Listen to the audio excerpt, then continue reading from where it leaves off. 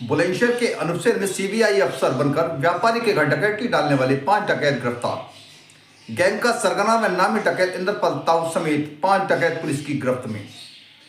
आरोपियों के कब्जे से लूटे गए 50 लाख के गहने 13,30,000 नगद बरामद। डकैतों ने दिन दहाड़े सीबीआई अफसर बन परिवार को बंधक बनाकर की थी वारदात। 25-25 हजार के इनामी हैं योगेश और इंद्रपाल ताऊ पर 31 मुकदमे हैं दर्ज। पुलिस का दावा पीड़ित व्यापारी के नौकर संजय की मुखबरी से रची गई थी डकैती की साजिश। अनुपशहर कोतवाली क्षेत्र कस्बा अनुपशहर में 19 दिसंबर को हुई थी लूट की वारदात।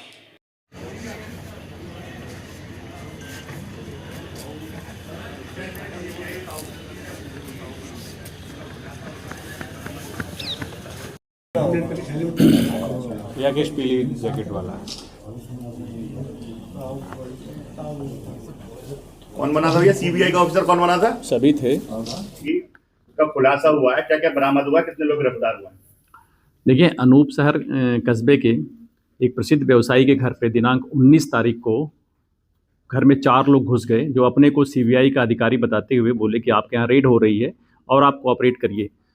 कुछ मोमेंट के बाद परिवार को थोड़ा सा डाउट हुआ, तो उन लोगों ने क्वेश्चन किया। इसके बाद इन सबों ने परिवार के लोगों को ओवर पावर करके और कमरे में ले गए, और इसके बाद वहाँ पे जो भी इनको कैश मिला और ज्वेलरी मिली लेके चले गए।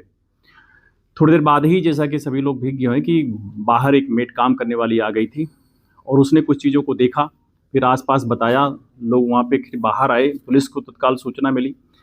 पुलिस ने वहाँ पे अच्छा रिस्पांस किया, कई टीमें लगाई गई वहाँ पे। हमारे एसपीआरए साहब के नेतृत्व में सीओ अनूपशहर विकास सिंह और उनके फिर अनुपस्थिति में मधुप ने, और हमारी स्वाट की जो असलम के नेतृत्व में पूरी टीम थी, पूरी टीम दिन रात एक करके उसमें काम किया। हम लोगों ने उसमें शुरुआत से ही सीसीटीवी कैमरे, मोबाइल सर्विलांस, मैनुअल सर्विलांस के साथ साथ त्रिनेत्र ऐप का भी उसमें सहयोग लिया, और फिर सारी चीज़ों को कड़ियों से कड़ियों तक जोड़ने के बाद इनका फिर मूवमेंट क्लियर हुआ। और ये क्लियर हुआ कि घटना के पहले भी वहाँ पर रैकी की गई थी। उन सीसीटीवी को देखा गया तो उसमें कुछ बदमाश चिन्हित हुए, जिसको त्रिनेत्र से हम लोग फिर मैच भी कराए, और उनके बाद फिर उन पर काम शुरू हुआ।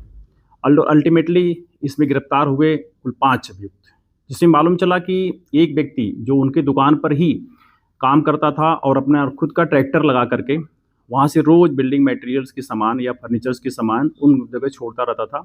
तो डेली वो वॉच करता था, क्योंकि वो खुद में पहले क्रिमिनल था और उसकी हिस्ट्री सीट भी खुली हुई थी। एक आपराधिक पृष्ठभूमि का व्यक्ति था जिसका नाम संजय।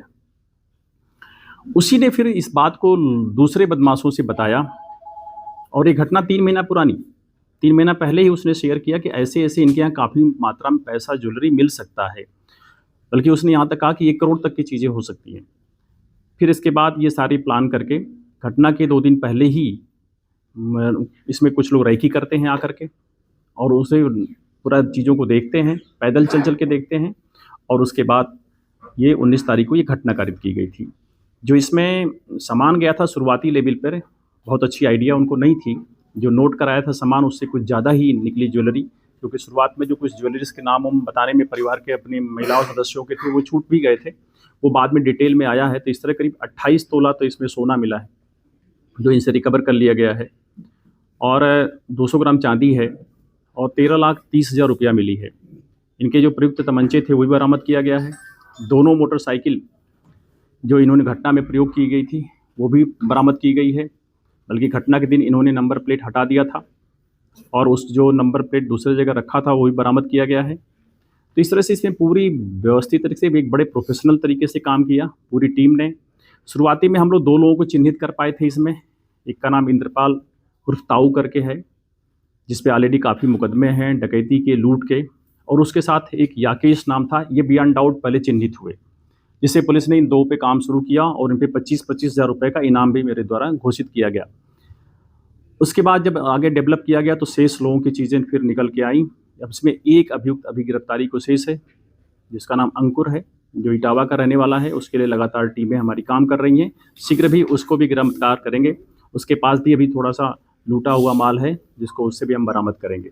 ज्वेलरी जो बरामद हुई है इसकी कुल कीमत कितनी है? देखिए, ज्वेलरी जो बरामद हुई है लगभग 28 तोला सोना है, जो लगभग 40 लाख से ऊपर की कीमत का होता है, और 13,30,000 रुपया कैश भी बरामद हुआ है। इस तरह से कुल 50 लाख से ऊपर की ये पूरी डकैती थी। और इस घटना में अभियुक्तों की संख्या बढ़ने से हमने सुसंगत धाराओं की वृद्धि की है, और सभी की इसमें रिमांड ले रहे हैं। सर, इसमें इंद्रपाल उर्फ ताऊ की क्या भूमिका है? इंद्रपाल और ताऊ आप जैसा जानते हैं, अभी 12 तारीख को जेल से छूटा था कुछ ही दिन पहले, और ये इसकी भूमिका थी बेसिकली आप कह सकते हैं कि प्लानिंग की।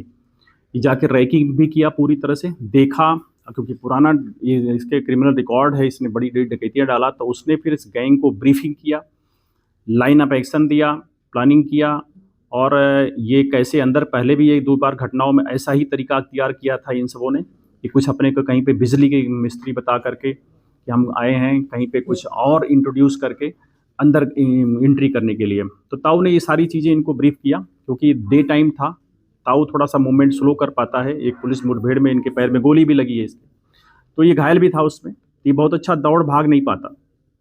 तो ये जो है रैकी वाले पार्ट्स को इसने बखूबी अच्छे से किया था, और प्लानिंग के पार्ट को किया था, और सीख किया था, और इसलिए शेयर भी इसका बराबर का लगा बदमाशों में पूरा।